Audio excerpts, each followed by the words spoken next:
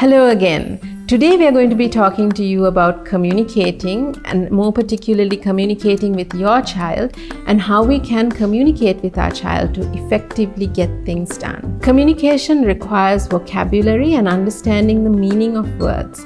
We also require that we listen. Your child as a young baby is an avid listener. They will listen to the voice that they hear and follow it. When they hear their name, they will turn towards it.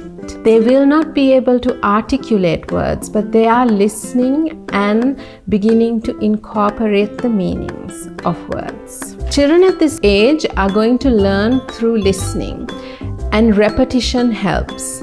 When you repeat and they hear it, they are better able to remember what the word means.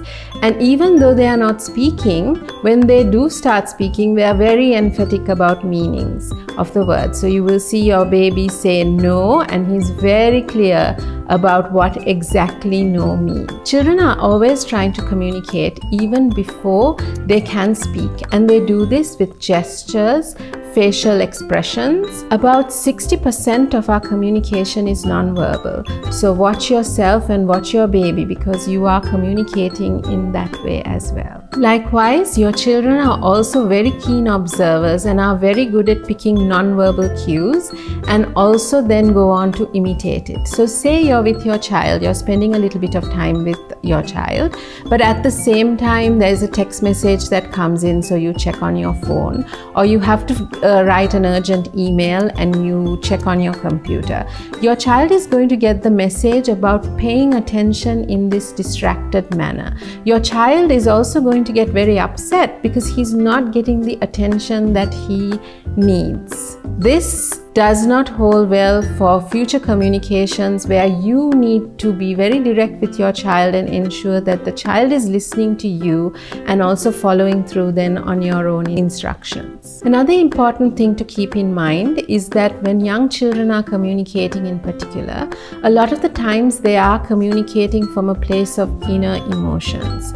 So if you might have a behavior that they are crying, or they are refusing to do something, or they are throwing a tantrums, this is also a means of communication, and it could be expressing tiredness, frustration, anxiety, fear, and you might want to look at that aspect as well before you look at instructing them.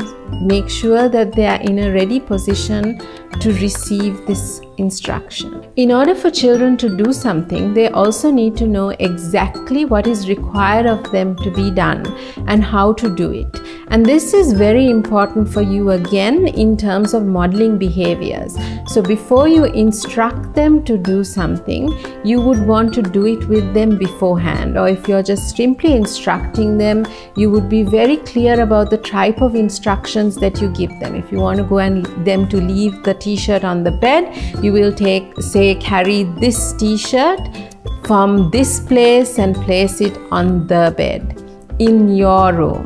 So you're very specific about exactly what you want them to do, and they've clearly understood what it is that needs to be done. Another important thing to keep in mind when you are giving instructions to a child or communicating with a child is the age of the child. How much can this child understand of the instructions you're giving, and how much can this child do, and how much can this child then also rebel against you or try to negotiate with you in terms of what you want to do. So how you would approach all of this would also be dependent on their age. So again, going back to how they might be feeling at the time and also their age, one thing you would want to look at is, where is this coming from? Where is this reaction to you coming from if they're not doing exactly what it is?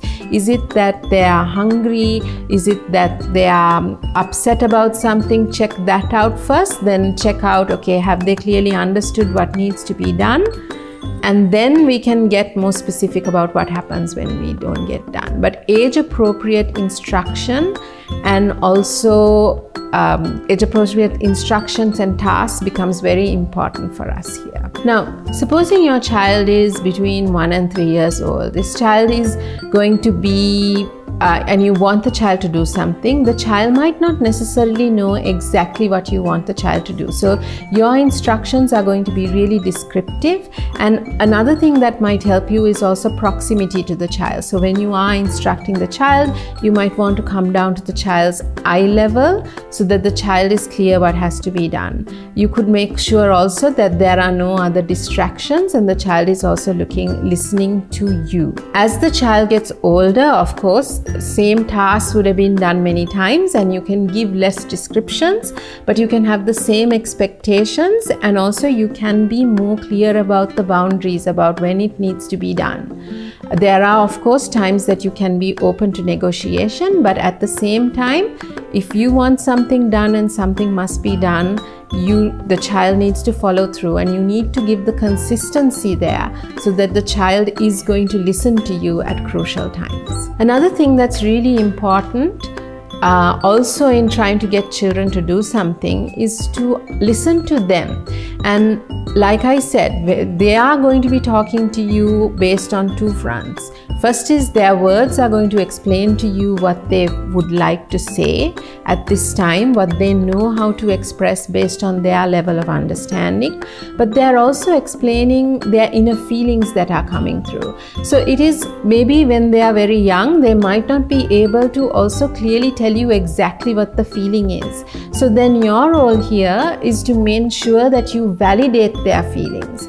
So you might say something, say they are refusing to do something, you might want to say something like, it seems to me like you are a little bit angry about having to leave here, or you don't like to eat this.